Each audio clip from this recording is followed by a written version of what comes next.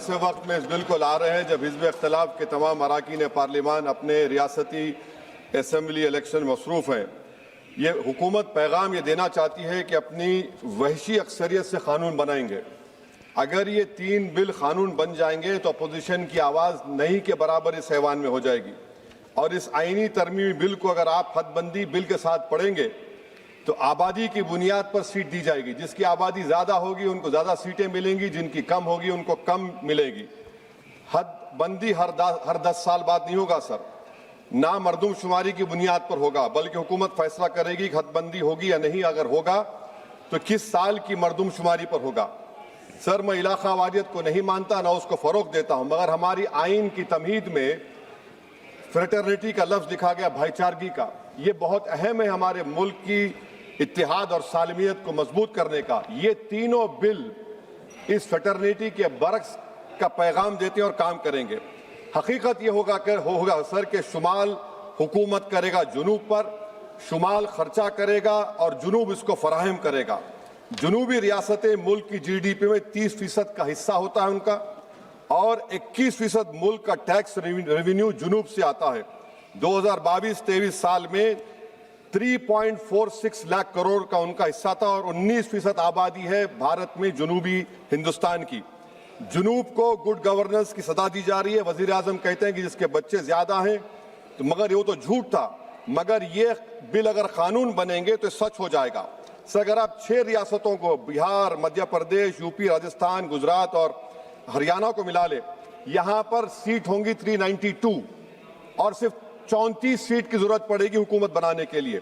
एक कॉन्फ्रेंस की माली इमदाद हुकूमत में की, उस कॉन्फ्रेंस में किसी ने उठकर कहा कि कैसे हम आईनी हिंदू राष्ट्र को हासिल करेंगे। अब पता चल रहा है कि गैर बीजेपी पार्टियों के नुमाइंदगी को डाइल्यूट करने से ही आप एक आईनी हिंदू राष्ट्र बनाना चाहते हैं, ताकि यूसीसी, लैंड जिहाद, हिंदी को लाजमी कर देना, बुलडोजर को आईनी तहफ़्फ़ुज़ देना। सर, डबल इंजन का सरकार, डबल इंजन सरकार क्या है? जादू, उसका जादू यह है कि इंजन शुमाल का होगा और ताकत जुनूब से आएगी। सर, नतीजा यह होगा कि जुनूबी हिंद के तमाम रियासतें अपनी आबादी बढ़ाने का काम शुरू कर देंगी। क्या यह मुल्क के लिए अच्छा होगा? तो तशवीशनाक होगा।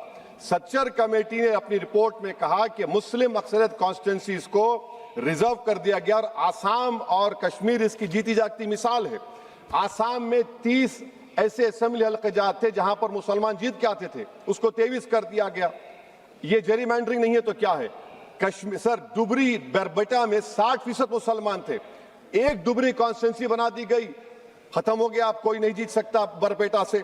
दूसरा मिसाल दे रहा हूं सर, अनंतनाग रजौरी का कॉन्स्टिट्यूंसी शुरू हो रही है कश्मीर में कोई, और खत्म हो रही है जम्मू में, कोई रास्ता नहीं, कोई तहजीब का हिस्सा नहीं मिलता। सर, 2 एडमिनिस्ट्रेटिव डिवीजन अलग है। ये जेरीमैंडरिंग नहीं है तो क्या है सर? और सर, कश्मीर की आबादी क्या है?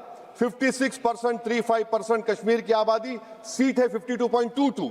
जम्मू की आबादी है 43.65, सीट में 47.78। ये जेरीमैंडरिंग है तो नहीं है तो क्या यही होगा? सर, मुस्लिम अकलियत को तो बीजेपी टिकट नहीं देती, रिजर्वेशन दूर की बात, मगर क्या यह मुल्क के मफाद में है कि इस ऐवान में 18 करोड़ की आबादी के सिर्फ 4% MP जीत कर आएंगे? ये आपकी मुल्क से मोहब्बत है? ये राष्ट्रवाद होगा कि 18% सिर्फ 4% आएंगे जीत कर? आप फैसला कर लीजिए। ट्रेजरी बेंचेस को सोचना है, अगर वो भारत से मोहब्बत करते हैं तो तशवीशनाक बात है। अगर बिल कानून बनेगा तो फिर आप भूल जाइए, यहां पर तो और कम हो जाएंगे। तो मैं ये आपको बताना चाह रहा हूं सर कि मुस्लिम अकलियत को SIR से, रायदही से, हक रायदही महरूम कर दिया जा रहा है, बुलडोजर से बेघर कर दिया जा रहा है, और हदबंदी से इनकी सियासी आवाज को खत्म करने का मंसूबा है। सच्चाई ये है सर, मुस्लिम वोट की जरूरत बीजेपी को उसको खतरा समझती, सेकुलर पार्टीज ये समझती हैं कि हमको पूछना ही ना पड़े, और हम बार बार पुकार कर कहते हैं कि जमहूरियत को मजबूत करो, सिर्फ वोट डालने वाले मत बनो, वोट लेने वाले बनो, क़यादत बनाओ। मगर ये सब चीजों का आप देख रहे हैं कि बीजेपी इसको खत्म करना चाहती है। सर, भारत क्या है? भारत एक यूनियन ऑफ स्टेट्स है, सिर्फ शुमाली रियासतें नहीं है, जुनूब की रियासतें नहीं है, मशरिक नहीं है, मगरबी रियासतें हैं, नॉर्थ ईस्ट है। तो ये इस मुल्क की डाइवर्सिटी, इसकी ताकत है जो ये 3 बिलें खत्म करना चाहती। मेरी तजवीज क्या है सर? कनाडा का फार्मूला अपनाया जाए, कनाडा में ग्रैंडफादर क्लॉज को अपनाया जाए, रियासत की सीट आबादी पर मुनस्सिर नहीं होगी। Sir, remove the money bill veto from Lok Sabha, let the House of States have an equal voice in how legislation is passed. KM Panicker, member of SRC, recommended the Rajya should be reformed. Sir, मैं इस हुकूमत को warn कर रहा हूं, हदबंदी एक ऐसा जख्म होगा जो कभी नहीं भरेगा। ये जख्म हमेशा रहेगा और कहीं खुदा ना खास्ता मुल्क को कमजोर ना कर दे। हुकूमत सिर्फ अपने सियासी लालच को हासिल करने के लिए मुल्क के इत्तेहाद को पारा पारा करने की कोशिश कर रही है।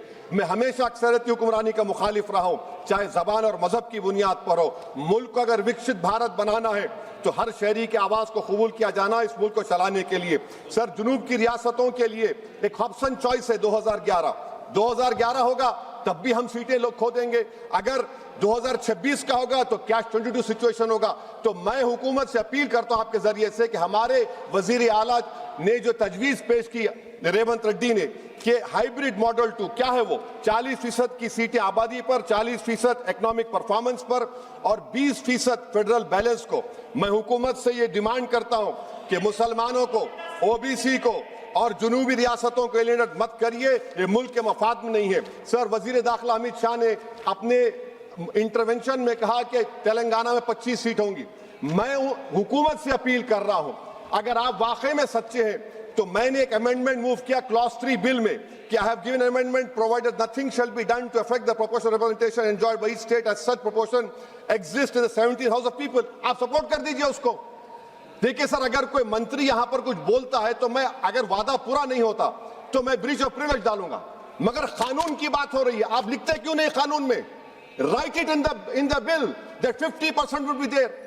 आप नहीं लिखना चाह रहे, आप बोल रहे कि मेरी बात का भरोसा करो कि कौन जिया तेरे जुल्फ के शहर होने तक, हम तो खाक हो जाएंगे तुमको खबर होने तक। सर और आप एक बता रहा हूं सर, ये गवर्नमेंट क्यों ला रही है? ये इसलिए ला रही है कि, सुन लीजिए, the most important and effective step would be to bury and deep for all the talk of a federal structure of our country, constitution declare one country, one state, one legislature, one executive। ये किसने कहा? bunch of thoughts में mister गोलवाकर ने 1951 BGS का manifesto, conversion of the union of states into a unitary state। This is what is happening now with these 3 bills। Now please, so, I am concluding, sir, I am concluding that can this whole proceedings are being watched by the Muslim women who were raped in Muzaffarnagar, will they feel happy about it? Bilqis Bano is watching this. Has Bilqis Bano got justice? Zakia Jafri's family is watching this. Have they got justice? No. Please. That is why I conclude, sir, by reciting the share of what Rahat Indori said about this government. जहां से गुजरो धुआं बिछा दो, जहां से गुजरो धुआं बिछा दो, जहां भी पहुंचो धमाल कर दो।